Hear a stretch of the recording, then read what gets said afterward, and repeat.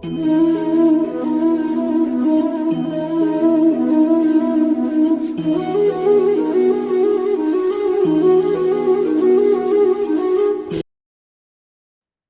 ഓം. ഓം നമോ ഭഗവതേ വാസുദേവായ. ഏവർക്കും ഭക്തിസാന്ദ്രമായ ഒരു സായം സന്ധ്യയിലേക്ക് സ്വാഗതം. SPYSS NYC മലയാള യോഗ ക്ലാസ് വളരെ ചിട്ടയോടും ശ്രദ്ധയോടെയും നടത്തുന്ന ഭഗവത്ഗീത അധ്യയനം 121 ദിവസം പിന്നിട്ടിരിക്കുന്നു. ഇന്ന് 122ാമത്തെ ദിനമാണ്. ഇതുവരെ നമ്മൾ 18 അധ്യായമുള്ള ഭഗവത്ഗീതയിലെ 11 അധ്യായവും പഠിച്ചു കഴിഞ്ഞു. ഇതിൽ 11ാം അധ്യായത്തിലൂടെ വിശ്വരൂപ ദർശനം നാം എല്ലാം അനുഭവിച്ചിട്ടുണ്ടായിരിക്കുമെന്ന് തീർച്ചയാണ്. 12ാം അധ്യായമായ ഭക്തിയോഗത്തിലേക്ക് നാം ഇന്ന് കടക്കുകയാണ്. അതിപ്രഗത്ഭരായ പണ്ഡിതകളാണ് ഇന്നത്തെ ഭഗവത്ഗീത ക്ലാസ്സിൽ പങ്കെടുക്കുന്നത്. ഇതിലേക്ക് എല്ലാ യോഗബന്ധുക്കളെയും പഠിതാക്കളെയും ആദരപൂർവ്വം സ്വാഗതം ചെയ്യുന്നു. ധ്യാന ശ്ലോകം ധാത്രിയക്കിയും ഈ അധ്യയനത്തെ കുറിച്ചുള്ള ഇൻട്രൊഡക്ഷൻ സിന്ധു അനന്തക്കിയുമാണ് ചെയ്യുന്നത്. ചാൻഡിങ് ഗൈഡൻസ് സംസ്കൃത പണ്ഡിതയായ സരോജിനി അക്കിയുമാണ് ചെയ്യുന്നത്. 1, 2, 3 ശ്ലോകങ്ങൾ റിപ്പീറ്റ് ചെയ്യുന്നത് നമ്മുടെ ഏവരുടെയും പ്രിയങ്കരിയായ ഇന്ദിരാദേവി അക്കിയാണ്. ഇതിന്റെ എക്സ്പ്ലനേഷൻ ഗിരിജ അക്കിയാണ് നിർവഹിക്കുന്നത്. 4, 5, 6 ശ്ലോകങ്ങൾ റാണി അക്കിയും എക്സ്പ്ലനേഷൻ രുക്മിണി കേസ് അക്കിയും ചെയ്യുന്നു. ബാക്കപ്പിൽ ഗംഗക്കയും തീജിതക്കയും ഉണ്ട്. ധ്യാന ശ്ലോകത്തിനായി ധാത്രി അക്കയെയും ക്ഷണിക്കുന്നു. ഇൻട്രൊഡക്ഷന് വേണ്ടി സിന്ധു അനന്തക്കെയും ക്ഷണിക്കുന്നു. ഹരി ഓം അക്ക. ഓം പാർത്ഥായ പ്രതിബോധിതാം ഭഗവതാം നാരായണേന സ്വയം വ്യാസേന ഗ്രഥിതാം പുരാണമുനിനാം മധ്യേ മഹാഭാരതം അദ്വൈതാമൃതവർഷിണീം ഭഗവതീം അഷ്ടാദശാധ്യായിനീം അംബ ത്വാമനുസന്ധദാമി ഭഗവദ്ഗീതേ ഭവദ്വേഷിണീം. നമസ്തുതേ വ്യാസവിശാലബുദ്ധേ പുല്ലാരവിന്ദായതപത്രനേത്ര യേന ത്വയാ ഭാരതതൈലപൂർണക പ്രജ്വാലിതോ ജ്ഞാനമയ പ്രദീപകാം. പ്രപന്നപാരിജാതായ സ്തോത്രവേത്രൈകപാണയേ ജ്ഞാനമുദ്രായ കൃഷ്ണായ ഗീതാമൃതദുഃഖേ നമഃ. സർവോ മനിഷദോ ഗാവോ ദോക്താ ഗോപാലനന്ദന പാർത്ഥോ വത്സസുധീർഭോക്ത ദുഃഖം ഗീതാമൃതം മഹത്. വസുദേവസുതം ദേവം കംസചാണൂരമർദ്ദനം ദേവകീ പരമാനന്ദം കൃഷ്ണം വന്ദേ ജഗദ്ഗുരും. ഭീഷ്മദ്രോണതടാ ജയദ്രഥജല ഗാന്ധാരനീലോൽപല ശല്യഗ്രാഹവതീ കൃപേണ വഹിനി കർണേന വേലാകുലാം.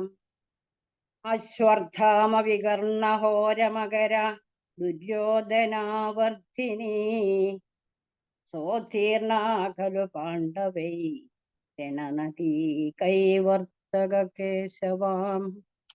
പാരാശല്യവജ സരോജമമലം ഗീതാർത്ഥഗന്ധോത്കടം നാനാഖ്യാനകേസരം ഹരികഥാ സംബോധനാബോധിതം. ലോകേ സജ്ജന ഷഡ്പദൈ രഹരക പേവീയമാനം മുധാ ഭൂയാത് ഭാരത പങ്കജം കലിമല പ്രത്യംസിനാശ്രേജസേ. മൂകം കരോതി വാചാലം പങ്കം ലംഘയതേ ഗിരിം യത്കൃപാതമകം വന്ദേ പരമാനന്ദമാധവം. യം ബ്രഹ്മാ വരുണേന്ദ്രരുദ്രമരുത സ്തുന്യന്തി ദിവ്യൈസ്തവൈ വേദൈ സാംഗപദ ക്രമോപനിഷദൈ ഗായന്തി യം സാമഗാം ധ്യാനാവസ്ഥിത തദ്ഗതേന മനസാ പശ്യന്തി യം യോഗിനോ യസ്യാന്തം ന വിദുസുരാസുരഗണാ ദേവായ തസ്മൈ നമഃ. ദേവായ തസ്മൈ നമഃ. ദേവായ തസ്മൈ നമഃ. ഹരി ഓം. ഓം ശ്രീ പരമാത്മനേ നമഃ. ശ്രീമദ് ഭഗവത്ഗീത അഥ ദ്വാദശോധ്യായഃ ഭക്തിയോഗം. ഇവിടെ വിശ്വരൂപ ദർശനം എന്ന 11ാം അധ്യായത്തിന്റെ അവസാനം ഭഗവാൻ പറഞ്ഞത് അനന്യ ഭക്തി കൊണ്ട് മാത്രമേ എന്നെ പ്രാപിക്കാൻ സാധിക്കുകയുള്ളൂ എന്നാണ്. അതിന്റെ തുടർച്ചയായിട്ട് എന്താണ് ഭക്തി, ആരാണ് ഭക്തൻ, ഭക്തി തന്നെ എത്ര വിധമുണ്ട്, ഇങ്ങനെയൊക്കെയുള്ള കാര്യമാണ് ഈ അധ്യായത്തിൽ ഭഗവാൻ പറയുന്നത്. അതുകൊണ്ട് തന്നെ ഈ അധ്യായത്തിന് ഭക്തിയോഗം എന്ന് പേര്. എന്താണ് ഭക്തി എന്ന് ഒറ്റ വാക്കിൽ പറയുകയാണെങ്കിൽ ഭഗവാനോടുള്ള പരമ പ്രേമം എന്ന് പറയാം. ഭഗവാൻ മാത്രം മതി എനിക്ക്, ഈ ലോകത്തിൽ എൻ്റെ എല്ലാം ഭഗവാനാണ്, എൻ്റെ ചുറ്റിൽ നിൽക്കുന്ന എല്ലാവരും ഭഗവാനാണ്, ഈ ഒരു ചിന്തയാണ് പരമമായ ഭക്തി എന്ന് പറയുന്നത്. അർജുനന്റെ ഒരു ചോദ്യത്തോടെയാണ് ഈ അധ്യായവും ആരംഭിക്കുന്നത്. സഗുണഭക്തി, നിർഗുണഭക്തി എന്ന് രണ്ടുണ്ട്. സഗുണഭക്തി എന്നാൽ ഏതെങ്കിലും ഒരു ദേവതാ രൂപത്തിൽ ഏകാഗ്രപ്പെട്ട് ആ ദേവതയുമായി നിരന്തര സമ്പർക്കത്തിലൂടെ ഭഗവാനെ അറിയുക, ഈശ്വര തത്വത്തെ അറിയുക, അതാണ് സഗുണഭക്തി. നിർഗുണഭക്തി എന്നാൽ സർവത്ര നിറഞ്ഞിരിക്കുന്ന ആ പരമാത്മാവിനെ എല്ലാറ്റിലും അനുഭവിച്ചറിയാൻ സാധിക്കുന്ന ഭക്തി. പ്രത്യേകിച്ച് ഒരു വിഗ്രഹ പൂജ ഇല്ല, ബ്രഹ്മം അല്ലാതെ ഇവിടെ വേറെ ഒന്നുമില്ല എന്ന ചിന്ത. എന്നാൽ പരമപ്രേമത്തോടു കൂടെ ഇരിക്കുന്ന ഭക്തി. സർവത്ര സമബുദ്ധയഃ എന്നാണ് പറഞ്ഞിരിക്കുന്നത്. ഞാൻ നീ എന്നൊരു വേർതിരിവില്ലാതെ സർവഭൂതഹിതേരതാഹ, എല്ലാവർക്കും നല്ലത് വരണം, എല്ലാ ജീവജാലങ്ങളുടെയും ഹിതത്തിൽ രതിയുള്ളവൻ. അങ്ങനെയുള്ള മഹായോഗികൾ പറയുന്നു ലോകാ സമസ്താ സുഖിനോ ഭവന്തു എന്ന്. അതാണ് നിർഗുണഭക്തി. ഈ രണ്ടിലും വേണ്ടത് ഭഗവാനാണ് എല്ലാം എന്ന ചിന്തയാണ്. എങ്കിൽ മാത്രമേ അതിന് ഭക്തി എന്ന് വിളിക്കാൻ സാധിക്കുകയുള്ളൂ. അല്ലാത്തത് ഒരു വിശ്വാസം മാത്രമാണ്. ഈശ്വരനുണ്ട്, എനിക്ക് ഒരു ആപത്ത് വരുമ്പോൾ ഈശ്വരനെ ആശ്രയിക്കാം, അങ്ങനെ ആപത്തിൽ വിളിച്ചാൽ വിളി കേൾക്കുന്ന ഒരാൾ, ഇതൊരു വിശ്വാസം മാത്രമാണ്. കാരണം ഇവിടെ അവനവന് വേണ്ടിയുള്ള, അതായത് ഞാൻ എന്ന വ്യക്തിക്ക് വേണ്ടിയുള്ള പ്രാർത്ഥനയാണത്. അതിലൂടെ മനസ്സിനൊരു സുഖം കിട്ടും. ചൂടുകാലത്ത് ഫാൻ ഉള്ളിടത്തിൽ ഇരുന്നാൽ നമുക്ക് കാറ്റ് കിട്ടും, പുറത്തിറങ്ങിയാൽ വീണ്ടും ചൂടാണ് എന്ന പോലെയുള്ള ഒരു സുഖം. അമ്പലത്തിൽ പോയാൽ മനസ്സിനൊരു സുഖം, അല്ലാത്ത സമയത്ത് മുഴുവൻ അവനവനെ കുറിച്ചുള്ള ആശങ്കകൾ. ഇതാണ് ഒരു സാധാരണ വിശ്വാസി. എന്നാൽ ഭക്തന് എല്ലാം ഭഗവാനാണ്. അതുകൊണ്ട് തന്നെ സർവത്ര ആനന്ദം ആണ്. എപ്പോഴും ശിശിരകാലം പോലെ സഹിക്കാൻ പറ്റുന്ന ചൂട്, നല്ല കാറ്റ്, എപ്പോഴും ഒരു കുളിർമ, ആ ഒരു നല്ല അവസ്ഥ. ഇതിൽ തന്നെയാണ് സഗുണഭക്തിയും നിർഗുണഭക്തിയും. അപ്പോൾ ഇതിൽ ഏതാണ് ശ്രേഷ്ഠം? യോഗവിത്തമാഹ കേ എന്ന ചോദ്യത്തോടെയാണ് ഭക്തിയോഗം ആരംഭിക്കുന്നത്. രണ്ടാമത്തെ ശ്ലോകത്തിൽ സഗുണ ഭക്തരെ കുറിച്ചും അവർ യോഗികളാണെന്നും 3-4 ശ്ലോകത്തിൽ നിർഗുണ ഭക്തരെ കുറിച്ച് അവർ മഹായോഗികളാണെന്നും പറയുന്നുണ്ട്. അക്ഷരം, അനിർദ്ദേശം, അവ്യക്തം, സർവത്രകം, അചിന്യം, കൂടസ്ഥം, ധ്രുവം, ഇങ്ങനെയുള്ള ശക്തിയെ ഉപാസിക്കുന്നു എന്നാണ് പറയുന്നത്. ഇപ്പോൾ ഭഗവാനിലേക്ക് നേരിട്ട് എത്താൻ സാധിക്കുന്നത് നിർഗുണ ഉപാസന ആണെങ്കിൽ എന്തുകൊണ്ടാണ് എല്ലാവരും അത് തിരഞ്ഞെടുക്കാത്തത്? അതിന്റെ ഉത്തരമാണ് 5ാമത്തെ ശ്ലോകത്തിൽ നമ്മൾ കാണാൻ പോകുന്നത്. അപ്പോൾ എല്ലാവർക്കും ആ ഒരു തലത്തിൽ എത്താൻ സാധ്യമല്ല, അത് എളുപ്പവുമല്ല. അതാണ് ക്ലേശഃ അധികതരഃ എന്നാണ് പറയുന്നത്. എന്നാൽ സഗുണ ഉപാസന ഒട്ടും മോശമല്ല, അത് തീർച്ചയായും പ്രസക്തമാണ് എന്നാണ് 6ാമത്തെയും 7ാമത്തെയും ശ്ലോകം പറയുന്നത്. സർവാണി കർമാണി മൈ സന്യസ്യ, എല്ലാ കർമ്മങ്ങളും ഭഗവാനിൽ സമർപ്പിക്കുക. നമ്മൾ പറയാറുണ്ട് കായേന വാച മനസാ ഇന്ദ്രിയൈഹി വാ ബുദ്ധി ആത്മനാ വാ പ്രകൃതേ സ്വഭാവാത് കരോമി യത് യത് സകലം പരസ്മൈ നാരായണായേതി സമർപ്പയാമി. ഇത് നമ്മൾ അറിഞ്ഞ് പറയണം, അറിഞ്ഞ് ചെയ്യണം എന്നാണ് പറയുന്നത്. അപ്പോൾ ഉപാസനയ്ക്ക് പിന്നിലുള്ള നമ്മുടെ ലക്ഷ്യം വളരെ തുച്ഛമായ ആഗ്രഹങ്ങൾക്ക് വേണ്ടി മാത്രമുള്ളതാവുമ്പോൾ ആ ഉപാസനയുടെ വിലയും കുറഞ്ഞു പോകുന്നു. ഇപ്പോൾ ക്ഷേത്ര ദർശനം വരെ ഒരു ബിസിനസ് ഡീലായി തരം താഴുന്നു എന്ന് പറയാം. എല്ലാം നമ്മുടെ കർമ്മഫലമാണ്, ഞാൻ ചെയ്തു വെച്ചതാണ്, ഇനി ഒരിക്കലും എനിക്ക് തെറ്റില്ല, എന്തിനാണ് ഈ ജന്മം എന്ന് ഒരിക്കലും ഭഗവാനോട് ചോദിക്കാതെ ഇങ്ങനെ ഭജിക്കാനുള്ള മനസ്സ് ഉണ്ടായല്ലോ എന്ന ചിന്തയോട് കൂടി സമയം പാഴാക്കാതെ ഭഗവത് കഥകൾ കേട്ടും അത് മറ്റുള്ളവർക്ക് പറഞ്ഞു കൊടുത്തും നമ്മുടെ മനസ്സ് ശുദ്ധമാക്കി ഓരോ ദിവസവും കഴിച്ചു കൂട്ടണം. നമ്മുടെ കർമ്മവാസനയെ എരിയിച്ചു കളയാനാണ് ഈ ജീവിതം നമുക്ക് കിട്ടിയത്. അതിന് ശക്തി തരുന്നതാണ് ഈശ്വര ഭജന അല്ലെങ്കിൽ ഉപാസന. ഇപ്പോൾ കിട്ടുന്ന ഫലം അതിൻ്റെ വിത്ത് നമ്മൾ എപ്പോഴോ ഇട്ടതാണ് എന്ന് മനസ്സിലാക്കണം. നിരന്തരമായ ഭഗവത് സ്മരണ കൊണ്ട് നമ്മുടെ ഉള്ളിലുള്ള രജോ ഗുണവും തമോ ഗുണവും പതുക്കെ അകലാൻ തുടങ്ങും. അങ്ങനെ സത്വഗുണം പ്രകാശിക്കും, ചിത്തം ശുദ്ധമാകും. അങ്ങനെ ഈശ്വരനെ അനുഭവിക്കാൻ സാധിക്കും. ഒരു ഭക്തനാകണം എന്ന് ആഗ്രഹിക്കുന്നവരോടാണ് ഇതൊക്കെ ഭഗവാൻ പറയുന്നത്. മറ്റുള്ളതിനോട് ഒന്നും ഒട്ടാതെ, ഒരു ആഗ്രഹവും ഇല്ലാതെ, അതായത് എന്താണ് ജീവിതത്തിലെ ആഗ്രഹം എന്ന് ചോദിച്ചാൽ ഭഗവാനെ അറിയണം, ഭഗവാനെ സ്മരിക്കണം, ഭഗവാനെ കീർത്തിക്കണം, ഇതല്ലാതെ വേറെ ഒരു ആഗ്രഹവും എനിക്ക് ഇല്ല എന്ന് പറയാൻ സാധിക്കുന്ന തലത്തിൽ എത്തണം. ഇതാണ് ശരിയായ ഭക്തി, സഗുണഭക്തി. ഈ ശരീരം, മനസ്സ്, കഴിവ് എല്ലാം ഭഗവത് പ്രസാദമാണ് എന്ന് മനസ്സിലാക്കി ജീവിക്കുക.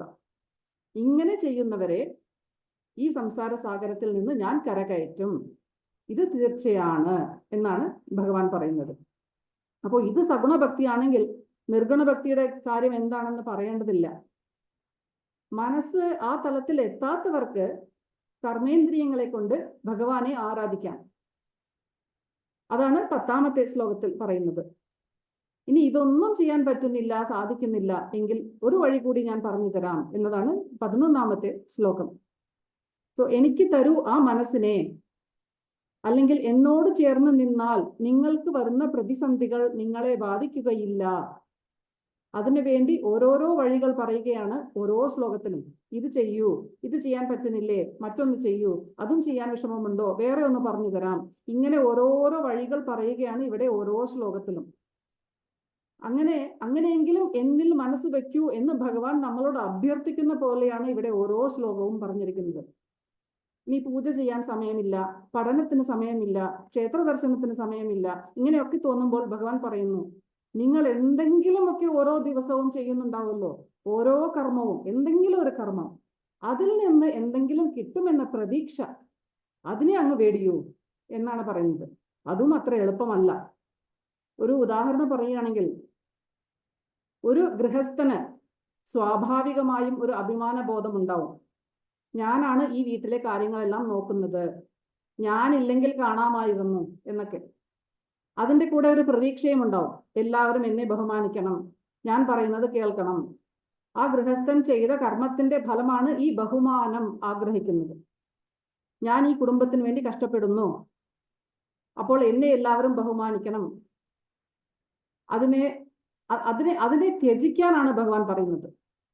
പകരം എന്നിലൂടെ ആ ഭഗവാൻ ഈ കുടുംബത്തെ സംരക്ഷിക്കുന്നു, ആ ഭഗവാൻ എൻ്റെ ശരീരം സ്വീകരിച്ച് ഇത് ചെയ്യുന്നു. അങ്ങനെ ചിന്തിക്കുമ്പോൾ എന്തിനു ബഹുമാനിക്കണം, എന്തിനു അനുസരിക്കണം? അതൊക്കെ അവരവരുടെ ഇഷ്ടം. അപ്പോൾ എന്നിലൂടെ ഭഗവാൻ ഈ കുടുംബത്തെ നോക്കുന്നുണ്ടല്ലോ എന്ന ഉദാത്തമായ ചിന്ത അല്ലേ, അതെങ്കിലും ചെയ്യാൻ പറ്റുമോ എന്നാണ് ഭഗവാൻ ചോദിക്കുന്നത്. ഇപ്പോൾ ഇനി സ്ത്രീകളുടെ കാര്യങ്ങൾ എടുത്താൽ അവർക്കും ഒരു അഭിമാന ബോധം ഉണ്ട് എന്ന് തന്നെ പറയാം. ഞാൻ രാവിലെ മുതൽ രാത്രി വരെ ഈ അടുക്കളയിൽ കിടന്ന് കഷ്ടപ്പെടുന്നു എന്ന് എല്ലാവരും പറയുന്ന ഒരു വാക്യമാണ്. ഈ കുടുംബത്തിന് വേണ്ടി ഞാൻ എൻ്റെ ജീവിതം ഹോമിക്കുന്നു എന്നൊക്കെ നമ്മൾ പറയും. അതിൻ്റെ നന്ദിയൊന്നും ആർക്കുമില്ല, ആരും എന്നോടൊന്നും കാണിക്കുന്നില്ല. അപ്പോൾ ഇങ്ങനെയുള്ള ആദരവ്, പരിഗണന ഇതൊക്കെ പ്രതീക്ഷിക്കുന്നു എല്ലാ സ്ത്രീകളും. എന്നാൽ സാക്ഷാൽ അന്നപൂർണേശ്വരി, എല്ലാവർക്കും അന്നത്തെ കൊടുക്കുന്ന ആ ഭഗവതി എന്നിലൂടെ ഇവരെ സംരക്ഷിക്കുന്നു, ഇവർക്ക് ഭക്ഷണം വെച്ചു കൊടുക്കാൻ ആ ദേവി എന്നെ നിയോഗിച്ചിരിക്കുന്നു എന്ന ചിന്ത ഓരോ സ്ത്രീക്കും ഉണ്ടെങ്കിൽ അത് എത്ര വിശാലമായ ഒരു കാഴ്ചപ്പാടായിരിക്കും എന്ന് നമുക്ക് ഓരോരുത്തർക്കും ആലോചിച്ചു നോക്കാം. സർവ കർമ്മ ഫലത്യാഗം എന്നാണ് പറഞ്ഞിരിക്കുന്നത്. ഇതാണ് ഏറ്റവും ശ്രേഷ്ഠം എന്ന് പറയുന്നു. അങ്ങനെ ഓരോ ശ്ലോകവും പറഞ്ഞു കേൾക്കുമ്പോൾ ഏറ്റവും എളുപ്പം ഇതല്ലേ ഇതല്ലേ എന്ന് തോന്നും. എന്നാൽ ഏറ്റവും ബുദ്ധിമുട്ടുള്ളത് ഇതാണ് എന്ന് ഓരോന്നും ചെയ്യുമ്പോൾ നമുക്ക് തോന്നും.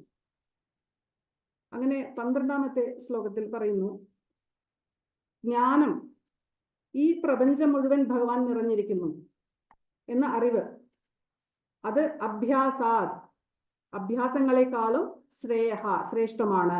കാരണം ഈ അഭ്യാസത്തിലൂടെ നമ്മൾ നേടിയെടുക്കേണ്ടത് ഈ ജ്ഞാനമാണ്. അല്ലാതെ ജീവിതകാലം മുഴുവൻ പാരായണം ചെയ്തിരിക്കുകയല്ല. അതിലൂടെ ഈശ്വരൻ സർവത്ര നിറഞ്ഞിരിക്കുന്നു എന്ന അറിവ് നമ്മുടെ ഉള്ളിൽ ഉണ്ടാവണം. അതുകൊണ്ടാണ് അറിവാണ് അഭ്യാസത്തെക്കാൾ ശ്രേഷ്ഠം ആയത്. ജ്ഞാനാത് ധ്യാനം, ഈ അറിവ് നമുക്ക് അനുഭവമാകണം. എല്ലായിടത്തും ഈശ്വരൻ ഉണ്ട് എന്ന് അനുഭവിക്കാൻ സാധിക്കണം. അതിനാണ് അറിവ്. അതുകൊണ്ട് ജ്ഞാനത്തെക്കാളും ധ്യാനം വിശേഷപ്പെട്ടതാണ് എന്ന് പറയുന്നു. എന്നാൽ ധ്യാനത്തെക്കാളും ശ്രേഷ്ഠമാണ് കർമ്മഫല ത്യാഗം. എല്ലാ ഫലങ്ങളും ത്യജിക്കുക, ആ ത്യാഗമാണ് ഏറ്റവും ശ്രേഷ്ഠം എന്ന്. ഇങ്ങനെ ചെയ്താൽ അനന്തരം ശാന്തി ലഭിക്കും. ത്യാഗാത് ശാന്തിരനന്തരം എന്ന് പറയുന്നുണ്ട്. പിന്നെ 13ഉം 14ഉം ശ്ലോകത്തിൽ പറയുന്നു, നമ്മൾ ഓരോരുത്തരും ഭക്തരാണോ എന്ന് നമ്മൾ ചോദിച്ചു നോക്കാം. നല്ല ഒരു ഭക്തനായി തീരാനും ജ്ഞാനം ആവശ്യമാണ്. സർവത്ര ഈശ്വരൻ മാത്രമാണെന്ന് ജ്ഞാനം. അങ്ങനെ ആവുമ്പോൾ സർവഭൂതാനാം അദ്വേഷ്ട, ലോകത്തിൽ ഒരു ജീവിയെയും വെറുക്കാത്തവൻ, അങ്ങനെ ഒരാളുണ്ടോ എന്ന് നമുക്ക് ആലോചിക്കാം. മൈത്രഹ, എല്ലാവരോടും മിത്രഭാവം. കരുണ, എല്ലാവരോടും കരുണ ഉള്ളവൻ. നിർമ്മമഹ, എല്ലാവരും എന്റെയാണ്, ഞാൻ എല്ലാവരുടേതുമാണ്. അതായത് നിസ്വാർത്ഥനായി എല്ലാവരോടും ഒരേപോലെ. നിരഹങ്കാരഹ, ഒരു അഹങ്കാരവും ഇല്ലാത്തവൻ. ഞാൻ കരുണ ചെയ്യുന്നുണ്ടല്ലോ എന്ന ചിന്ത കൂടി ഇല്ലാത്തവൻ. സമദുഃഖ സുഖവും ദുഃഖവും ഒരേപോലെ കാണുന്നവൻ. ക്ഷമീ, എന്തും ക്ഷമിക്കാനുള്ള കഴിവ്. ഇതൊക്കെ ഉള്ളവനാണ് ഭക്തൻ എന്ന് പറയുന്നു ഭഗവാൻ. പിന്നെ 14-15 ശ്ലോകത്തിൽ പറയുന്നു, ഭഗവാൻ പറയുന്നു, യഥാർത്ഥ ഭക്തൻ എന്നത് ശരിക്കും ഒരു പുണ്യക്ഷേത്രത്തിന് തുല്യമാണ് എന്ന്. ആ ആളിന്റെ സാന്നിധ്യം ആളുകൾ കൊതിക്കും. കൂടെ വന്നിരിക്കുന്നവർക്ക് പോലും തന്നിലേക്ക് ഒരു ചൈതന്യം പ്രവഹിക്കുന്നതായിട്ട് അനുഭവപ്പെടും എന്ന് പറയുന്നു. എല്ലാറ്റിനും അപ്പുറം ആർക്കും ഒരു ഉപദ്രവവും ഇല്ലാതെ അത്രയും മനസ്വസ്ഥതയോടെ ജീവിക്കുന്നവൻ ആരോ അവനാണ് യഥാർത്ഥ ഭക്തൻ എന്ന് പറയുന്നു. അതാണ് 15ാമത്തെ ശ്ലോകം. അങ്ങനെയുള്ള അവൻ എനിക്ക് ഏറ്റവും പ്രിയപ്പെട്ടവനാകുന്നു. സചമേ പ്രിയ എന്ന് പറയുന്നുണ്ട്. ഒരു വീട്ടിൽ താമസിക്കുന്നവർ തന്നെ പല പ്രശ്നങ്ങളും തമ്മിൽ തന്നെ പല പ്രശ്നങ്ങളും ഉണ്ടാവുന്നുണ്ട്. ആർക്കും ആരെയും ഉൾക്കൊള്ളാൻ സാധിക്കുന്നില്ല. മറ്റുള്ളവരുടെ സ്വഭാവം നമ്മളെ ചൊടിപ്പിക്കുന്നു അല്ലെങ്കിൽ ദേഷ്യപ്പെടുത്തുന്നു. പല വൃദ്ധസദനങ്ങളിലും ആക്കപ്പെട്ട മാതാപിതാക്കൾ മക്കളെ കുറിച്ച് കുറ്റം പറയും. പക്ഷെ പൂർണ്ണമായും കുറ്റം പറയാൻ സാധിക്കാത്ത ചിലരെങ്കിലും അതിൽ കാണും എന്നുള്ളത് സത്യമാണ്. അങ്ങനെ അതേപോലെ ദേഷ്യപ്പെടുന്ന മക്കളും ഉണ്ടാവും. എന്നാൽ ഭക്തനെ കുറിച്ച് ഭഗവാൻ പറയുന്നു, ആ ആൾ കാരണം ഈ ലോകത്തിന് ഒരു വിധത്തിലുള്ള ശല്യവും ഉണ്ടാവുന്നില്ല. ആ ആൾ മറ്റുള്ളവരിൽ ശല്യം വരും എന്ന് ആശങ്കപ്പെടുന്നില്ല. അതിന് കാരണം അദ്ദേഹം മനസ്സ് മുഴുവൻ ഭഗവാനിൽ സമർപ്പിച്ചിരിക്കുന്നു എന്നാണ്. ഇപ്പോ പത്രം വായിച്ച് അമർഷം കൊള്ളുന്നവരുണ്ട്, നമ്മൾ പലരും കണ്ടിട്ടുണ്ട്. ഇത് ആളുകളുടെ ഒരു സ്വഭാവമാണ്. നിങ്ങൾ ഒരാൾ കോപപ്പെട്ടത് കൊണ്ട് ഈ ലോകം നന്നാവുമോ എന്ന് ചോദിക്കാം. ഈ ലോകത്തെ സൃഷ്ടിച്ച ഈശ്വരൻ അറിയാം എങ്ങനെ നടക്കണമെന്ന്. നമ്മൾ അതിനെപ്പറ്റി വ്യാകുലപ്പെടേണ്ടതില്ല. നമ്മൾ സ്വയം നന്നാവണം, ഈശ്വരനോട് അടുക്കണം, അതിനുവേണ്ടി പ്രയത്നിക്കണം. അങ്ങനെ ഈശ്വരനോട് അടുക്കുമ്പോൾ നമ്മൾക്ക് ചിലപ്പോൾ പല നിർദ്ദേശങ്ങളും കിട്ടും. ഈശ്വരൻ തന്നു എന്നിരിക്കും. അങ്ങനെ കിട്ടിയാൽ അത് ചെയ്യുക.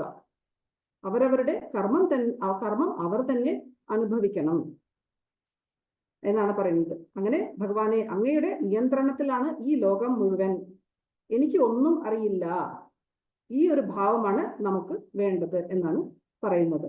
അങ്ങനെ അവസാനത്തെ 5 ശ്ലോകത്തിൽ പറയുന്നു, സമ ശത്രൗച മിത്രേച്ച, അതായത് ശത്രു മിത്രവും, ശീതം ഉഷ്ണം സുഖം ദുഃഖം ശത്രു മിത്രം ഇതെല്ലാം നമ്മുടെ ജീവിതത്തിൽ ഇടയ്ക്കൊക്കെ ദുഃഖം വരണം. യഥാർത്ഥ ബന്ധു ആരാണോ ഇതൊക്കെ അറിയാൻ ദുഃഖം വരണം. രാത്രി ഉണ്ടെങ്കിൽ പകലുണ്ട്. എപ്പോഴും തണുപ്പ് പറ്റില്ല, എപ്പോഴും ഉഷ്ണവും പറ്റില്ല. അപ്പോൾ എല്ലാറ്റിലും ഒരു സമനില വേണം എന്നാണ് പറയുന്നത്. ശാരീരികമായ ആസക്തി, അതാണ് നമ്മളെ സന്തോഷിപ്പിക്കുന്നത്. ആ ആസക്തി ഇല്ലാതാക്കണം എന്നാണ് പറയുന്നത്. പിന്നെ തുല്യ നിന്ദാസ്തുതി, നിന്ദയും സ്തുതിയും തുല്യമായി കാണുക, അല്ലെ? അതായത് അഭിമാനമില്ലാത്ത ആൾക്ക് മാത്രമേ അത് സാധിക്കുകയുള്ളൂ. ഭഗവാൻ എന്നെ ഈ ലോകത്ത് എന്തൊക്കെയോ ചെയ്യാൻ നിയോഗിച്ചിരിക്കുന്നു, അത് ചെയ്യുക. സുഖമായിട്ടിരിക്കുക. ഭഗവാൻ വിളിക്കുമ്പോൾ തിരിച്ചു പോവുക.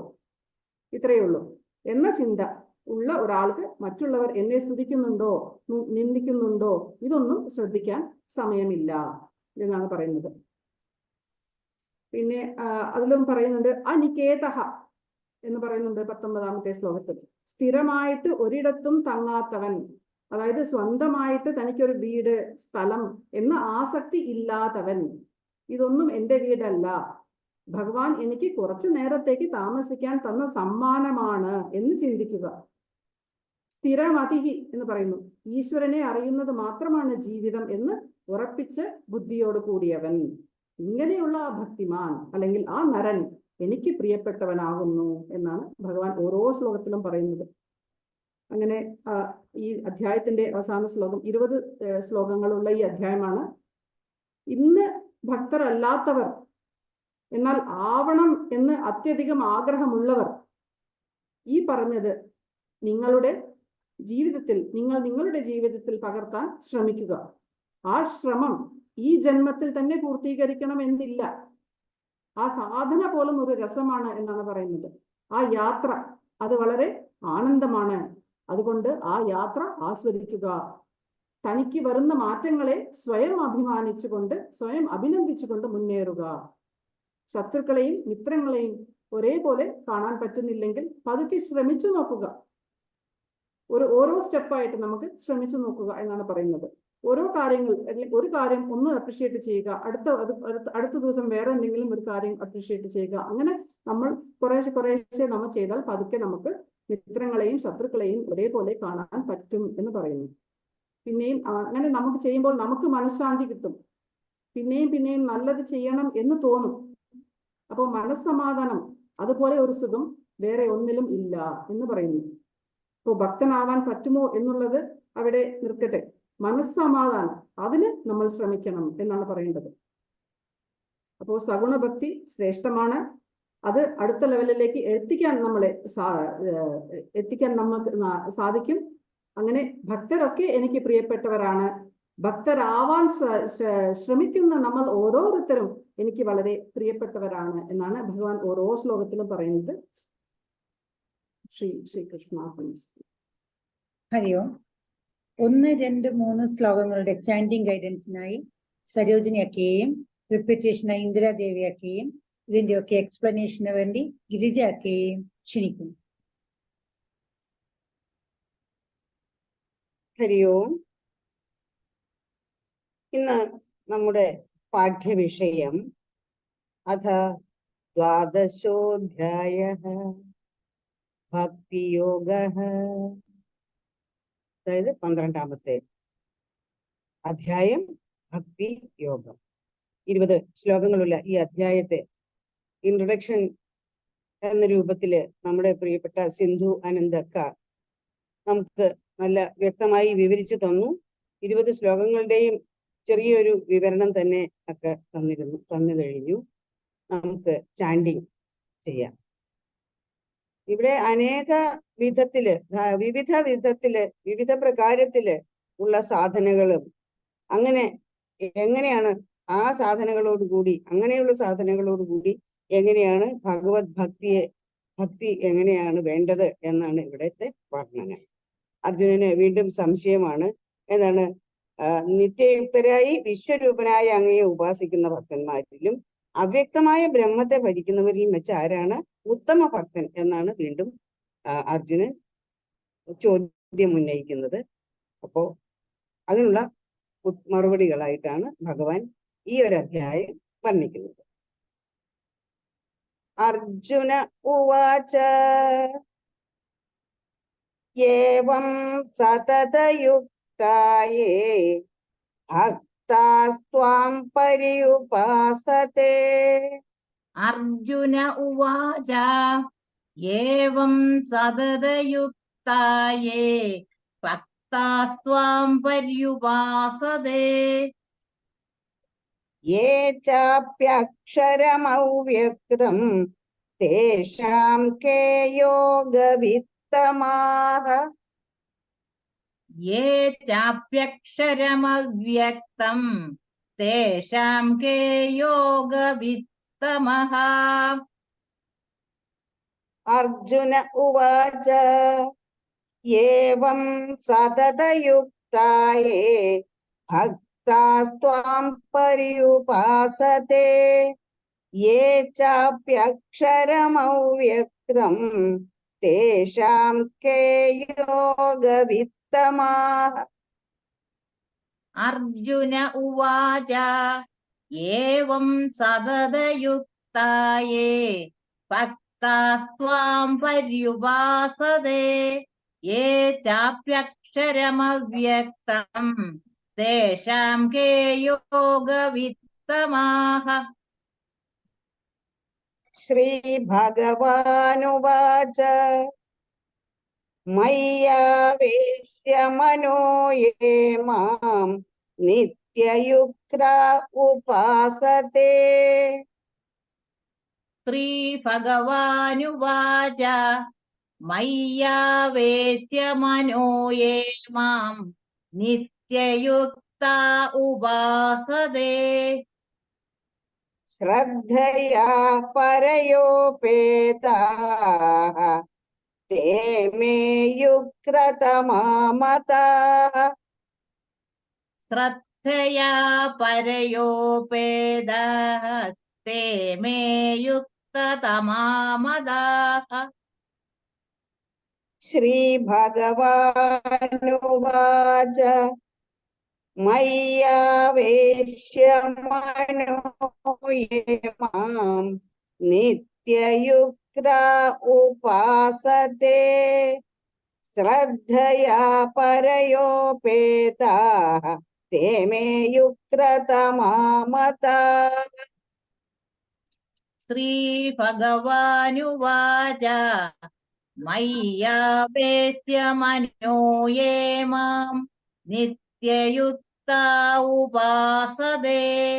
ശ്രദ്ധയാ പരയോപേതാസ്തേ മേ യുക്തതമാ മതാഃ. മൂന്നാമത്തെ ശ്ലോകം. യേ ത്വക്ഷരമനിർദ്ദേശ്യം അവ്യക്തം പര്യുപാസത്തെ. യേ ത്വക്ഷരമനിർദ്ദേശ്യം അവ്യക്തം പര്യുപാസതേ. സർവത്ര ഗമചിന്യം ച കൂടസ്ഥമചലം ധ്രുവം. സർവത്ര ഗമചിന്യം ച കൂടസ്ഥമചലം ധ്രുവം. യേ ത്വക്ഷരമനിർദ്ദേശ്യം അവ്യക്തം പര്യുപാസത്തെ. സർവത്ര ഗമചിന്യം ച കൂടസ്ഥമചലം ധ്രുവം. യേ ത്വക്ഷരമനിർദ്ദേശ്യം അവ്യക്തം പര്യുപാസതേ സർവത്ര അഗമം ചിന്യം ച കൂടസ്ഥമജലം ധ്രുവം. ഹരി ഓം. ഹരി ഓം. ഓം നമോ നാരായണായ. നമ്മള് അധ്യായം 12 കടന്നു. ഭക്തിയോഗം, സാഖ്യയോഗം മുതൽ, അതായത് 2ാമത്തെ അധ്യായം മുതൽ രാജവിദ്യ രാജഗുഹ്യ യോഗം വരെ ഭഗവാൻ സനാതന ധർമ്മത്തിലെ ആധ്യാത്മിക തത്വങ്ങളെ പറ്റി അർജുനനെ വിശദമായി ഉപദേശിച്ചു. ജ്ഞാനയോഗം, കർമ്മയോഗം, ധ്യാനയോഗം, അങ്ങനെ വളരെ ലളിതമായി ഇവയെ പറ്റി ഭഗവാൻ വിവരിച്ചു കൊടുത്തു അർജുനന്.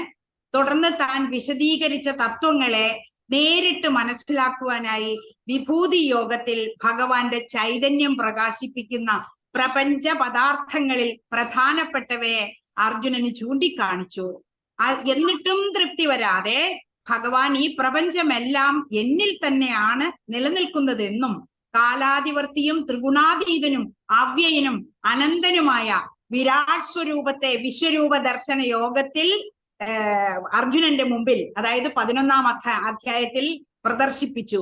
വിശ്വരൂപം ദർശിക്കുവാനായി അർജുനന് ഭഗവാൻ ദിവ്യ ചക്ഷുസ്, അതായത് ജ്ഞാന നേത്രം നൽകി. അപ്പോ ഇങ്ങനെയുള്ള പല കാര്യങ്ങളും ചെയ്തു. അപ്പൊ ഭഗവാന്റെ വിശ്വരൂപം ജ്ഞാനചക്ഷുസ് കൊണ്ട് ദർശിച്ച് അർജുനന്റെ പ്രതികരണം അറിഞ്ഞപ്പോൾ ഭഗവാൻ തന്നെ അത്ഭുതപ്പെടുക ചെയ്തു. കാരണം അപൂർവമായി ലഭിക്കുന്ന ഈ വിശ്വദർശനം, വിശ്വരൂപ ദർശനം കണ്ട് പേടിച്ച് പരിഭ്രാന്തി ഉണ്ടാവുക ചെയ്തത് അർജുനന്. പെട്ടെന്ന് അതിനു പകരം വിശ്വരൂപം കണ്ട് സാധാരണ എല്ലാവരും അത് കണ്ട് സന്തോഷിക്കുക, ആനന്ദിക്കുക, മനസ്സ് ആഹ്ലാദിക്കുകയാണ് വേണ്ടത്. എന്നാൽ അർജുനന് സംഭവിച്ചത് എന്താണ്?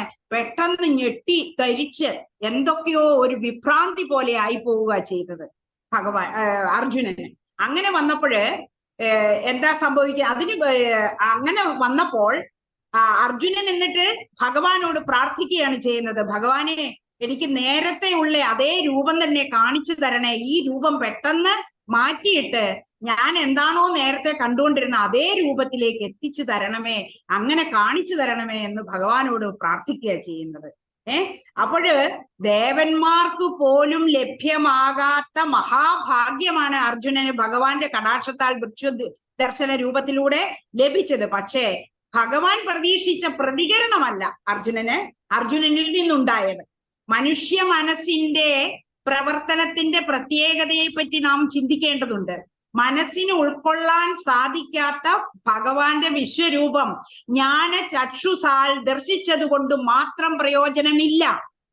നമുക്കെല്ലാം ഉണ്ടാവുന്ന കാര്യമാണത് എന്നാണ് അർജുനന്റെ അനുഭവത്തിൽ നിന്നും മനസ്സിലാക്കാൻ കഴിയുന്നത്. അടിസ്ഥാനപരമായി മനുഷ്യൻ ഒരു മനോജീവിയാണ്. അവന്റെ മനസ്സിനെ ആകർഷിക്കണമെങ്കിൽ അവന്റെ മനസ്സിനിണങ്ങിയ രൂപം ആവശ്യമാണ്. അപ്പോൾ അത്തരം രൂപത്തിലേ അവന്റെ മനസ്സ് കേന്ദ്രീകരിക്കുകയുള്ളൂ. അങ്ങനെ കേന്ദ്രീകരിച്ചാൽ മാത്രമേ ധ്യാനാവസ്ഥയെ പ്രാപിക്കാൻ സാധിക്കുകയുള്ളൂ. ഈ കാരണത്താലാണ് പ്രാചീന കാലം മുതൽക്ക് തന്നെ ലോകത്ത് വിഗ്രഹാരാധനയ്ക്ക് ജനങ്ങളുടെ ഇടയിൽ വൻ പ്രചാരം ലഭ്യമായത്, സിദ്ധിച്ചത്. അങ്ങനെ മനസ്സിനെ വശീകരിക്കുന്ന ദേവവിഗ്രഹം മനസ്സിൽ സന്നിവേശിപ്പിച്ച് അത് പിന്നീട് മനോവിഗ്രഹമാകുന്നു. അഷ്ടപ്രതിമകളിൽ മനോമയി എന്നൊരു വിഗ്രഹത്തെ പറ്റി തന്ത്രശാസ്ത്രങ്ങളിൽ പ്രതിപാദിക്കുന്നുണ്ട്. ഭഗവാൻ ശ്രീകൃഷ്ണന്റെ സുന്ദര വിഗ്രഹമാണ് അർജുനന്റെ മനസ്സ് മുഴുവനും. അപ്പോൾ അതിനു പകരം തത്വാധിഷ്ഠിതവും അതുകൊണ്ട് തന്നെ ദുർഗ്രഹവുമായ ഭഗവാന്റെ വിശ്വരൂപം അർജുനനെ ഉൾക്കൊള്ളാൻ സാധിച്ചില്ല. നമുക്കൊക്കെ അർജുനന്റെ മനസ്സാണ്, യാതൊരു വ്യത്യാസവുമില്ല. ഈ സത്യം ഒരു കൊച്ചു കുട്ടിയെ പോലെ പേടിച്ച് വിറച്ചുകൊണ്ട് അർജുനൻ ഭഗവാനോട് തുറന്ന് സമ്മതിക്കുകയാണ് ചെയ്തത്. മനുഷ്യരിൽ ബഹുഭൂരിപക്ഷവും ഇത്തരക്കാരാണ്. ആധ്യാത്മികമായി അർജുനൻ ഉയർന്ന നിലവാരത്തിൽ എത്തിയിട്ടില്ല എന്ന കാര്യം വൈകിട്ടാണെങ്കിലും ഭഗവാന് മനസ്സിലായി. എങ്ങനെ വീണ്ടും അതാണ് പറഞ്ഞത്, അർജുനന്റെ മാനസിക തലത്തിലേക്ക് ഇറങ്ങി വന്ന് ഭക്തിയോഗത്തെ പറ്റി ഉപദേശിക്കുവാനാണ് വീണ്ടും ഭഗവാൻ തീരുമാനിച്ചത്. സാധാരണ ഈ ഗീതോപദേശം ഈ വിശ്വരൂപ ദർശനം കൊണ്ട് തീരേണ്ടതാണ്. എന്നാൽ അതിൽ നിന്നും അർജുനൻ അത് തൃപ്തിയായില്ല, അത് പോരാ, അതിലേക്ക് എത്തിയില്ല എന്ന് വന്നപ്പോ വീണ്ടും അദ്ദേഹം ഭക്തിയോഗത്തിലേക്ക് വരികയാണ്, ഇറങ്ങിച്ചെല്ലുകയാണ് ചെയ്യുന്നത് ഭക്തിയോഗത്തെ പറ്റി. അപ്പൊ യോഗ സാധകന്മാർ മനസ്സിലാക്കേണ്ട ഒരു കാര്യം, ഈ ബുദ്ധിയുടെ സ്വീകാര്യതയോടൊപ്പം മനസ്സിന്റെ സ്വീകാര്യതയും ആവശ്യമുണ്ടെന്ന് നമുക്ക് മനസ്സിലാക്കാവുന്നതാണ്. ചഞ്ചലമായ മനസ്സിനെ ഭക്തിയിലൂടെ മാത്രമേ എളുപ്പം നിയന്ത്രിക്കാൻ സാധിക്കുകയുള്ളൂ.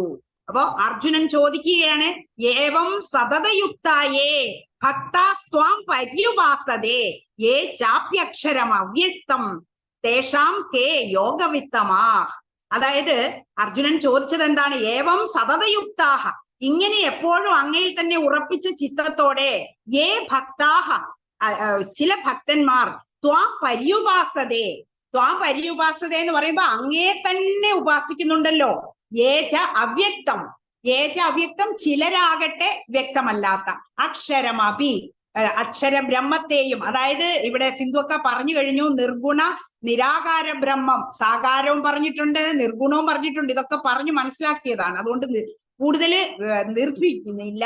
പര്യുപാസതേ, നിരന്തരം ഉപാസന ചെയ്യുന്നു. തേഷാം, അവരിൽ, കേ യോഗവിത്തമാഹ, ആരാണ് ഏറ്റവും ശ്രേഷ്ഠരായ യോഗികൾ എന്ന് ഭഗവാനോട് അർജുനൻ വീണ്ടും ചോദിക്കുകയാണ്. അപ്പൊ ലോകത്തിൽ മനുഷ്യർ രണ്ടു തരത്തിൽ ദൈവത്തെ വിശ്വസിക്കുന്നു. ഒന്ന് രൂപമില്ലാത്തതും അവ്യക്തമായതും സർവവ്യാപിയായതുമായ നിർഗുണ ബ്രഹ്മത്തെ, അതായത് അക്ഷര ബ്രഹ്മത്തെ. രണ്ടാമത്തത് വ്യക്തവും രൂപമുള്ളതുമായ സഗുണ ബ്രഹ്മത്തെ. ഈ രണ്ടു തരം ഉപാസകന്മാരിൽ ആരാണ് ശ്രേഷ്ഠരായ യോഗികൾ? അർജുനൻ ചോദിക്കുകയാണ്. വിഗ്രഹാരാധന ചെയ്യുന്ന ഉപാസകന്മാരും വിഗ്രഹാരാധനയിൽ വിശ്വാസമില്ലാത്തവരും ബ്രഹ്മത്തിൽ നിരാകാരമായി ഉപാസിക്കുന്നവരുമായ രണ്ടു തരം ഉപാസകന്മാരിൽ ശ്രേഷ്ഠന്മാരായ യോഗികൾ ആരാണെന്ന് അർജുനന്റെ ചോദ്യം വളരെ പ്രസക്തമാണ്. നമുക്കും അങ്ങനെ മനസ്സിൽ തോന്നാവുന്നതാണ്. അപ്പോ ഈ ചോദ്യം, ഈ ഉപാസനയോട് യോജിക്കാത്തവരും ഉണ്ട്, ദൈവം അരൂപിയാണെന്ന് ഉറച്ചു വിശ്വസിക്കുന്നവരുണ്ട്, അവ്യക്തമായ ദൈവത്തെ ഉപാസന ചെയ്യുന്നുണ്ട്. ഈ രണ്ട് ഉപാസകന്മാർ തമ്മിലുള്ള അഭിപ്രായ വ്യത്യാസം ഇന്നും നിലനിൽക്കുന്നുണ്ട്. നമ്മൾ പുറത്തേക്ക് നോക്കിയാൽ അതൊക്കെ കാണാവുന്നതാണ്. അപ്പോ അതുകൊണ്ട് തന്നെ അർജുനന്റെ സംശയം വർത്തമാനകാലത്തും വളരെ പ്രസക്തമാണ് എന്ന് നമുക്ക് മനസ്സിലാക്കാം. നമ്മളിലും ഉണ്ടാകുന്ന സംശയങ്ങൾ തന്നെയാണ്. ഭഗവാൻ തന്റെ മറുപടിയിൽ എന്ത് പറയുന്നു എന്ന് നമുക്ക് അടുത്തതായിട്ട് നോക്കാം. അത് ഭഗവാൻ പറയുകയാണ്. ശ്രീ ഭഗവാനുവാച മയ്യാവേശ്യ മനോയേ മാം നിത്യയുക്ത ഉപാസതേ ശ്രദ്ധയാ പരയോപേതാഹ തേ മേ യുക്തതമാമതാ. അത് ഭഗവാൻ പറഞ്ഞ കാര്യം എന്താണ്? മനഃ മയി ആവേശ്യ, മനസ്സിനെ എന്നിൽ പ്രവേശിപ്പിച്ച്, അതുപോലെ പരയാ ശ്രദ്ധയാ ഉപേതാഹ, പരമശ്രദ്ധയോടെ, യേ മാം ഉപാസതേ, എന്നെ ആരാണോ ഉപാസിക്കുന്നത്, തേ യുക്തതമാഹ, അവരാണ് ഉത്തമയോഗികൾ എന്നാണ്. മേ മതാഹ, എന്റെ അഭിപ്രായം അതാണ്. എന്റെ അഭിപ്രായം, മതം എന്ന് പറയുമ്പോ അഭിപ്രായം എന്നുള്ള അർത്ഥം. ഇപ്പോ എന്താന്ന് വെച്ചാല് നിർഗുണോപാസന ചെയ്യുന്ന യോഗികളോ സഗുണോപാസന ചെയ്യുന്ന യോഗികളോ, ഇവരിൽ ആരാണ് ശ്രേഷ്ഠന്മാരെന്ന അർജുനന്റെ ചോദ്യത്തിന് ഭഗവാൻ നൽകിയ മറുപടി ശ്രദ്ധേയമാണ്. അതായത് ഈ രണ്ട് ഉപാസകന്മാരിൽ ആരാണ് ശ്രേഷ്ഠന്മാരെന്ന് പറയാതെ ഒരു യഥാർത്ഥ ഭക്തന് വേണ്ട, അതായത് അവൻ സാകാരമായാലും നിർഗുണമായാലും നിരാകാരവനായാലും എന്തായാലും ഗുണം എന്താണെന്ന് ഭഗവാൻ വ്യക്തമാക്കുകയാണ് ചെയ്തത്. അപ്പോ എന്താണ് ചെയ്തത്? ഒരു ഭക്തൻ അവന്റെ മനസ്സ് ഭഗവാനിൽ തന്നെ പരമമായ ശ്രദ്ധയോടെ സന്നിവേശിപ്പിച്ച് ഉപാസന ചെയ്യുകയാണെങ്കിൽ, അങ്ങനെ ചെയ്യുകയാണെങ്കിൽ അതാണ് ഏറ്റവും നല്ല ഉപാസകൻ, അല്ലെങ്കിൽ ഭഗവാന്റെ യഥാർത്ഥ ഭക്തൻ അവരാണ് എന്ന് ഭഗവാൻ അവിടെ വ്യക്തമാക്കി കൊടുക്കുകയാണ് ചെയ്യുന്നത്. മറ്റൊരു വിധത്തിൽ പറഞ്ഞാൽ നിർഗുണോപാസകനായാലും സഗുണോപാസകനായാലും ഭക്തന്റെ മനസ്സാണ് ഭഗവാനിൽ കേന്ദ്രീകരിക്കേണ്ടത്. ഭക്തന്റെ മനസ്സാണ്, അടിവരയിട്ട് പറയേണ്ടതാണ്, ഭക്തന്റെ മനസ്സാണ് ഭഗവാനിൽ കേന്ദ്രീകരിക്കേണ്ടത്. സഗുണോപാസന രണ്ടാം തരമാണെന്നും നിർഗുണോപാസനയാണ് ഒന്നാം തരമെന്ന് വാദിക്കുന്ന പണ്ഡിതന്മാർക്കുള്ള മറുപടിയാണ് ഭഗവാൻ ഇവിടെ പറഞ്ഞത്. ഭഗവാൻ പറയുന്നത് ഭക്തന്റെ മനസ്സാണ് അങ്ങോട്ടേക്ക് കൊടുക്കേണ്ടത്. അപ്പൊ രണ്ടു മാർഗങ്ങളിലായാലും ദൃഢമായ വിശ്വാസമാണ്, പരമമായ ശ്രദ്ധയാണ് ഭക്തന് അത്യന്താപേക്ഷിതമായി വേണ്ട യോഗ്യത എന്ന് ഇവിടെ പറയാണ്. ഇനി മൂന്നാമത്തെ നോക്കാം. ഏ ത്വക്ഷരം അനിർദ്ദേശ്യം അവ്യക്തം പര്യുപാസതേ സർവത്രഗമചിന്യം ച കൂടസ്ഥം അചലം ധ്രുവം. അപ്പോ ഇന്ദ്രിയഗ്രാമം സംയമ്യ, ഇന്ദ്രിയങ്ങളെ യുക്തമായി നിയന്ത്രിച്ച് സർവത്ര സമബുദ്ധയാ എന്ന് പറഞ്ഞാൽ എപ്പോഴും സമബുദ്ധിയോടെ സർവഭൂതഹിതേ രഥ, സർവജീവികളുടെയും നന്മയിൽ താല്പര്യമുള്ളവരായി. അത് ഏതു ആരാണോ സർവത്രഗം അചിന്യം, സർവവ്യാപിയും അചിന്യവും, കൂടസ്ഥം അചലം, കൂടസ്ഥവും അചലവും, അതുപോലെ ധ്രുവം ച അനിർദ്ദേശ്യം, ശാശ്വതവും നിർവചിക്കാൻ സാധിക്കാത്തതും, അവ്യക്തം അക്ഷരം എന്ന് പറഞ്ഞാൽ അവ്യക്തവുമായ അക്ഷരബ്രഹ്മത്തെ പര്യുപാസതേ നിരന്തരമായി ഉപാസിക്കുന്നത്, തേ മാം ഏവ അവർ എന്നെ തന്നെ പ്രാപ്നുവന്തി പ്രാപിക്കുന്നു എന്നാണ് ഇവിടെ പറയുന്നത്. എന്ന് പറഞ്ഞാൽ പരബ്രഹ്മത്തെ ഉപാസിക്കുന്ന നിരോപാസകന്മാർക്ക് വേണ്ട ഗുണങ്ങൾ എന്തൊക്കെയാണെന്ന് ഇവിടെ പറഞ്ഞു കഴിഞ്ഞു. ഇന്ദ്രിയങ്ങളെ ശരിയായി നിയന്ത്രിച്ച് സകല ജീവികളിലും കാരുണ്യവും അവരുടെ നന്മയിൽ താല്പര്യവും കാണിക്കുന്ന വ്യക്തികൾ എല്ലായിടത്തും വ്യാപിച്ചിരിക്കുന്നതും ചിന്തകൾക്ക് അതീതവും മാറ്റമില്ലാത്തതും ഇളക്കമില്ലാത്തതും ശാശ്വതവും നിർവചിക്കാൻ പ്രയാസമുള്ളതും അവ്യക്തവുമായ അക്ഷരബ്രഹ്മത്തെ ഉപാസിക്കുകയാണെങ്കിൽ അവർ ഭഗവാനെ തന്നെ പ്രാപിക്കും. ഭഗവാൻ അക്ഷരബ്രഹ്മത്തെ കൂടസ്ഥൻ എന്ന് വിശേഷിപ്പിച്ചിരിക്കുന്നു. ലോഹപ്പണിക്കാരന്റെ ആലയിൽ ചുട്ടുപഴിപ്പിച്ച ലോഹ കഷ്ണങ്ങളെ അടിച്ചു പരത്താനായി വെക്കുന്ന ഒരു ലോഹ സാധനത്തെയാണ് കൂടം എന്ന് പറയുന്നത്. കൂടം കൊണ്ട് അടിച്ചാണ് അത് പരത്തുന്നത്. അപ്പൊ അങ്ങനെ തറയിൽ ഉറപ്പിച്ചു നിർത്തിയ കൂടം ഇളകാതെ നിൽക്കുന്നു.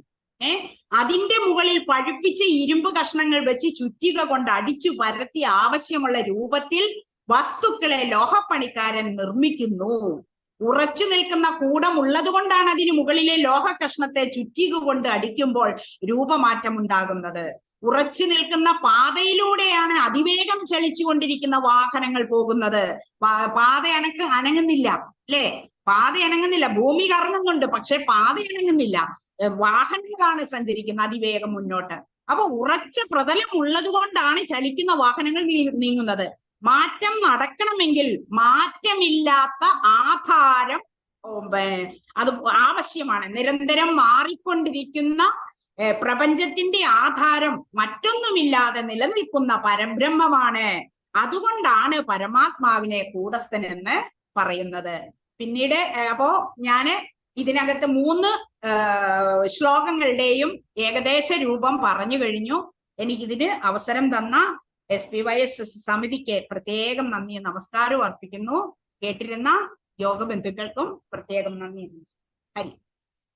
ഹരിയോ.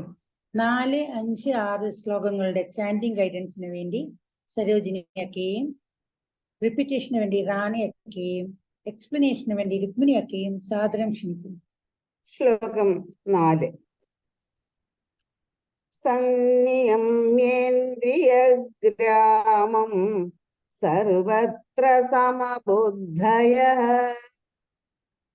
സംനിയമ്യേന്ദ്രിയഗ്രാമം സർവത്ര സമബുദ്ധയഃ. തേ പ്രാപ്നുവന്തി മാമേവ സർവഭൂതഹിതേ രതാഃ. തേ പ്രാപ്നുവന്തി മാമേവ സർവഭൂതഹിതേ രതാഃ.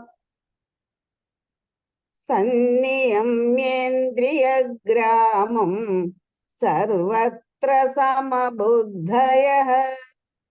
തേ പ്രാപ്നുവന്തി മാമേവ സർവഭൂതഹിതേ രതാഃ. സംനിയമ്യേന്ദ്രിയഗ്രാമം സർവസമബുദ്ധയഃ. തേ പ്രാപ്നുവന്തി മാമേവ സർവഭൂതഹിതേ രതാഃ. ശ്ലോകം 5.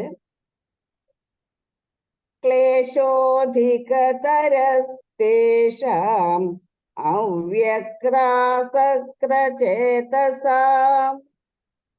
ക്ലേശോ അധികതര തേഷാ अव्यक्तासक्तचेतसाम् അവ്യക്താ ഹി ഗതിർദുഃഖം ദേഹവദ്ഭിരവാപ്യത്തെ. अव्यक्ता हि गतिर्दुःखं देहवद्भिरव्याप्यते ക്ലേശോധികതരസ്തേഷാം അവ്യക്താസക്തചേതസാ. അവ്യക്താ ഹി ഗതിർദുഃഖം ദേഹവദ്ഭിരവാപ്യത്തെ. क्लेशो अधिकतरस्तेषा अव्यक्तासक्तचेतसा अव्यक्ता हि गतिर्दुःखं देहवद्भिरप्राप्यते ശ്ലോകം 6. യേ തു സർവാണി കർമാണി മയി സന്യസ്യ മത്പരാഃ. ये तु सर्वाणि कर्माणि मयि सन्न्यस्य मत्पराः അനന്യേനൈവ യോഗേന മാം ധ്യായന്ത ഉപാസത്തെ. अनन्यनैव योगेन मां ध्यायन्त उपासते യേ തു സർവാണി കർമാണി മയി സന്യസ്യ മത്പരാഃ അനന്യേനൈവ യോഗേന മാം ധ്യായന്ത ഉപാസത്തെ. ये तु सर्वाणि कर्माणि मयि सन्न्यस्य मत्पराः अनन्येनैव योगेन मां ध्यायन्त उपासते ഹരി ഓം. ഹരി ഓം. ഹരി ഓം. ഹരി ഓം ഒക്കെ തുടങ്ങിക്കോളൂ.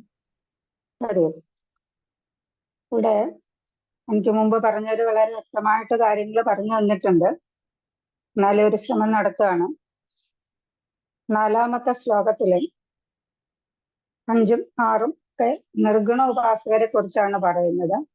അല്ലെങ്കിൽ നിരാകാരമായിട്ടുള്ള രൂപമില്ലാതെ എങ്ങനെ ഭഗവാനെ ഭജിക്കാം, പ്രത്യേകിച്ച് ഒന്നും കാണിച്ചു തരാനില്ല, കാണാനില്ല. പറയുന്നു സംനിയമേന്ദ്ര ഗ്രാമം, അതായത് ഇന്ദ്രിയങ്ങളെ നിയന്ത്രിച്ച് അന്തർമുഖമാക്കാൻ. ഈ ഇന്ദ്രിയങ്ങളിലൂടെയാണ് നമ്മുടെ ഉള്ളിലേക്ക് എല്ലാം കടന്നു വരുന്നതും നമ്മുടെ ശരീരത്തിൽ നിന്ന് പുറത്തേക്ക് പോകുന്നതും. അപ്പൊ അതിനെ നിയന്ത്രിച്ച് നിർത്താം. അങ്ങനെ നിയന്ത്രിച്ചാൽ പിന്നെ സർവത്ര സമബുദ്ധയ എന്ന് പറയുന്നു. സമബുദ്ധി, എല്ലാവരും ഒരേപോലെ കാണാൻ സാധിക്കും. സമഭാവന, അത് എല്ലാ ജീവജാലങ്ങളിലും ഈശ്വരനെ ദർശിക്കുക. അപ്പൊ നമ്മളും അവരും തമ്മിലൊന്നും ഒരു വ്യത്യാസമില്ല, എല്ലാം ഒരുപോലെയാണ്. ഇനി സർവഭൂതഹിതേരതാഹ, സർവചരാചരങ്ങളുടെയും ഹിതം, നന്മ കണക്കിലെടുത്ത് അതിനുവേണ്ടി നമ്മൾ പ്രവർത്തിക്കുക. അങ്ങനെ ഉള്ളവര് പിന്നെന്താണ്, എങ്ങനെയുള്ള എന്നെയാണ് ഭജിക്കുന്നത്? ഇന്ദ്രിയങ്ങളെ അന്തർമുഖമാക്കി എല്ലാവരെയും സമബുദ്ധിയോടെ സമഭാവനയോടെ കണ്ട് എല്ലാ ജീവജാലങ്ങളുടെയും നന്മ മാത്രം ലക്ഷ്യമാക്കി അക്ഷരം അനിർദ്ദേശ്യം അവ്യക്തം, അക്ഷരം നാശമില്ലാത്തത്, അനിർദ്ദേശ്യം നിർവചിക്കാൻ കഴിയില്ല. കാരണം എന്താണ്?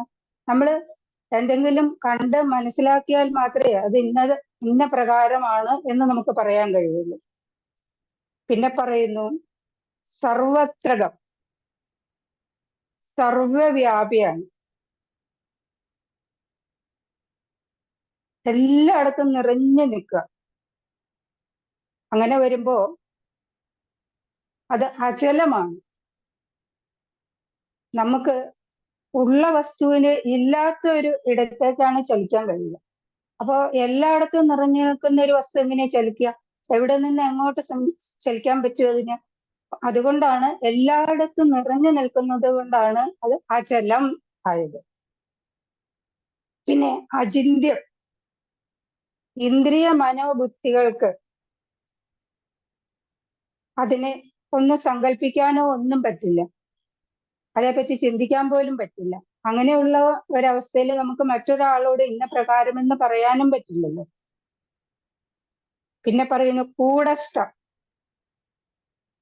അതുപോലെ ഉറച്ചാണ് നിൽക്കുന്നത്. ചുറ്റിക, കൂടം, കൂടവത്തിഷ്ഠതി, അതുപോലെ മാറ്റമില്ല, എത്ര അടിച്ചാലും ആ കൂടത്തിനൊരു മാറ്റം വരില്ല. അതുപോലെ കൂടസ്ഥമാണ്, മാറ്റമില്ലാതെ തുടരുന്നതാണ്. അങ്ങനെയുള്ള, അതുപോലെ ധ്രുവമായിട്ടുള്ളത്, അന്നും ഇന്നും എന്നും ഒരുപോലെ തുടരുന്നതാണ്, അതാണ് ധ്രുവം. അങ്ങനെയുള്ള എന്നെ ഉപാസിക്കുകയാണെങ്കിൽ അവരെല്ലാവരും മാമേവ പ്രാപ്നുവന്തി, അവരെന്നെ തന്നെ പ്രാപിക്കും എന്നതിന് ഒരു സംശയവുമില്ല എന്ന് ഭഗവാൻ പറയുകയാണ്.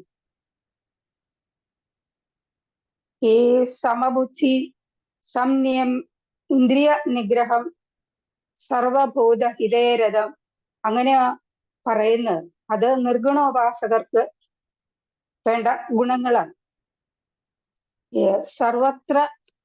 സർവഭൂത ഹിതേരഥന്മാര് എന്ന് പറയുമ്പോ എങ്ങനെയാണ്? മറ്റുള്ളവരുടെ നന്മയ്ക്ക് വേണ്ടി പ്രവർത്തിക്കുക. നമ്മൾ പറയാറില്ലേ മാനവ സേവ, മാധവ സേവ എന്നൊക്കെ. അത് തന്നെയാണ് ഇവിടെ ഉദ്ദേശിക്കുന്നത്. അപ്പോ ലോക നന്മയ്ക്ക് വേണ്ടി എല്ലാം ചെയ്യുന്ന പ്രവൃത്തികൾ എല്ലാം, എല്ലാ കർമ്മങ്ങളും ഭഗവാൻ അർപ്പിച്ച് ചെയ്യുമ്പോൾ അതിന്റെ ഫലവും അതുപോലെ തന്നെയായിരിക്കും. അവരുടെ മനസ്സും അതുപോലെ തൃപ്തമായി തീരുവാണ്. അങ്ങനെ 4-ാമത്തെ ശ്ലോകം പറയുന്നു. 5-ാമത്തെ ശ്ലോകം പറയുന്നു ഈ നിരാകാര ഉപാസന എന്ന് പറയുന്നത് അത്ര എളുപ്പമുള്ള കാര്യമല്ല, ക്ലേശോ അധികതരം എന്ന് പറയും. കാരണം ദേഹവദ്ഭിഹി എന്ന് പറയുന്നു. സാധാരണ ജനങ്ങൾക്കൊക്കെ ദേഹചിന്തയുണ്ടാവും, ദേഹാസക്തി. അങ്ങനെ വരുമ്പോ അവര് വിഷയാസക്തികളിലേക്ക് മനസ്സ് പോകും. അതുപോലെ കാമരാഗങ്ങളെല്ലാം അവരെ ഒരു പരിധിവരെ നിയന്ത്രിക്കും. അങ്ങനെയുള്ളവർക്ക് ഏകാഗ്രമായിട്ട് ഭഗവാനിൽ മനസ്സുറപ്പിച്ച് ഭജിക്കാൻ സാധിക്കുമോ? ഇല്ല. ഇപ്പോ നമ്മളെയൊക്കെ സംബന്ധിച്ച് പറഞ്ഞാലും ഒരു ലളിതാ സഹസ്രനാമം ചൊല്ലാനിരിക്കുകയാണ്, അല്ലെങ്കിൽ വിഷ്ണു സഹസ്രനാമം ചൊല്ലാനിരിക്കുകയാണ്. അത് ചൊല്ലിക്കൊണ്ടിരിക്കുമ്പോൾ തന്നെ നമ്മുടെ മനസ്സ് പല സ്ഥലത്തും പോയിട്ട് തിരിച്ചു വന്നിട്ടുണ്ടാവും. പലർക്കും അതുപോലെ അനുഭവങ്ങൾ ഉണ്ടാവും. അപ്പൊ എന്താ, നമ്മൾ ഗ്രസ്തരായിട്ടുള്ളവർക്ക് ഈ പറയുന്ന പോലെ നിരാകാരോപാസനയൊന്നും എളുപ്പമല്ല, മനസ്സ് ഉറപ്പിച്ചു നിർത്താൻ കഴിയില്ല. അതുകൊണ്ടാണ് അത് ക്ലേശതരം ആണ് എന്ന് പറയുന്നത്. അവ്യക്തമായിട്ടുള്ള ഒരു കാര്യമാണ്, ഒന്നും കാണാനില്ല. പിന്നെ എങ്ങനെയാണ് നമ്മൾ മനസ്സിനെ ഉറപ്പിച്ചു നിർത്തുക? അതുകൊണ്ട് അത് ക്ലേശം ആണ് എന്ന് 5-ാമത്തെ ശ്ലോകത്തിൽ പറയുന്നു. ഇനി ഇതുപോലെ ചെയ്യാൻ കഴിഞ്ഞാൽ അവര് ഡയറക്റ്റ് ആയിട്ടാണ് ഭഗവാനിലേക്ക് എത്തുന്നത്. ഇതുപോലെ ഉപാസിക്കുന്നവർ മാമേവ പ്രാപ്നുവന്തി എന്ന് പറയുന്നുണ്ട് ഭഗവാൻ. എന്നെ തന്നെ പ്രാപിക്കും, അതിന് യാതൊരു സംശയവുമില്ല. പിന്നെ ഇനി 6-ാമത്തെ ശ്ലോകത്തിലേക്ക് പോകുമ്പം പറയുന്നത് യഹ ആരാണോ സർവാണി കർമാണി, എല്ലാ കർമ്മങ്ങളും മയി സന്യസ്യ, എന്നിൽ ആവേശിച്ച് ചെയ്യുന്നത്, എന്നെ തന്നെ പരമമായ ലക്ഷ്യം ആയിട്ട് കരുതുകയാണ്. ഭഗവാൻ മാത്രമാണ് എന്റെ ലക്ഷ്യം, മറ്റൊന്നും അവിടേക്ക് വരുന്നില്ല. അതിൽ ഉറച്ചു നിൽക്കുക. അങ്ങനെ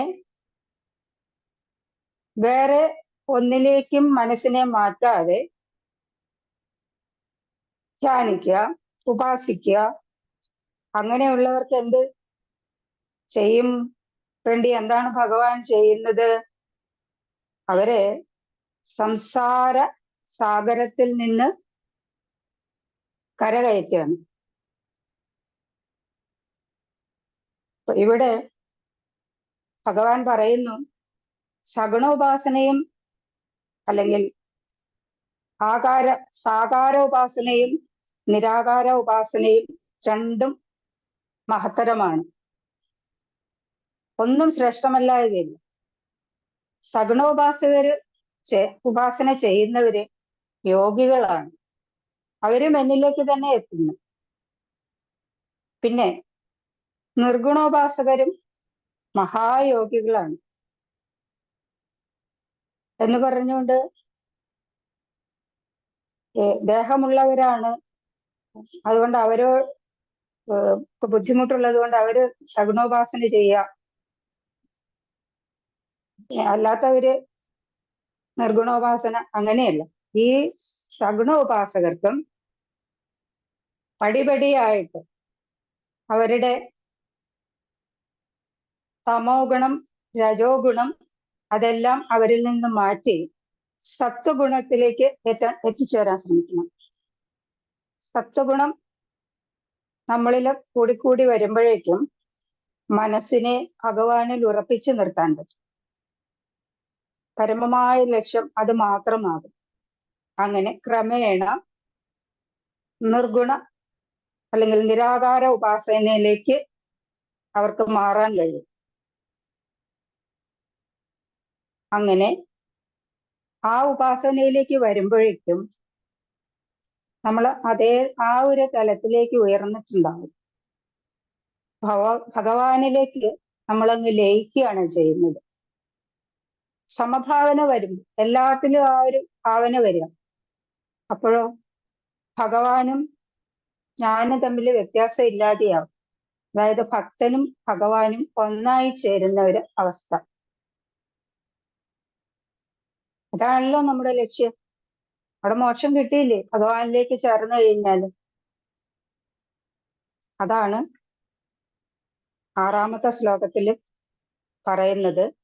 ഏത് രീതിയിൽ ഭജിച്ചാലും പക്ഷേ അവിടെ അർപ്പണബോധം ഉണ്ടായിരിക്കണം. ഭഗവാൻ അല്ലാതെ വേറെ ഒരു ആശ്രയവുമില്ല എന്ന ഒരു ചിന്തയോട് കൂടി തന്നെ അത് മാത്രം ലക്ഷ്യം എന്ന് കരുതി എന്നെ ഭജിക്കുക. ഞാൻ നിങ്ങളെ സംരക്ഷിക്കും, നിങ്ങളെ ഞാൻ ഉദ്ധരിക്കും എന്ന് പറഞ്ഞുകൊണ്ടാണ് 6-ാമത്തെ ശ്ലോകം അവസാനിപ്പിക്കുന്നത്. എനിക്ക് മുമ്പേ പറഞ്ഞവരെല്ലാം വളരെ വ്യക്തമായിട്ട് പറഞ്ഞു തന്നിട്ടുണ്ട്. അതിൻ്റെ ബാക്കിയായിട്ട് അല്പകാര്യങ്ങൾ ഞാനും നിങ്ങളുടെ അടുത്ത് പങ്കുവച്ചു. ഇതിനവസരം തന്ന SPYSSന്റെ സാരഥികൾക്ക് നന്ദി പറയുന്നു. അതുപോലെ ഇത്രയും നേരം എന്നെ സഹിച്ച എല്ലാവരോടും നന്ദി പറയുന്നു.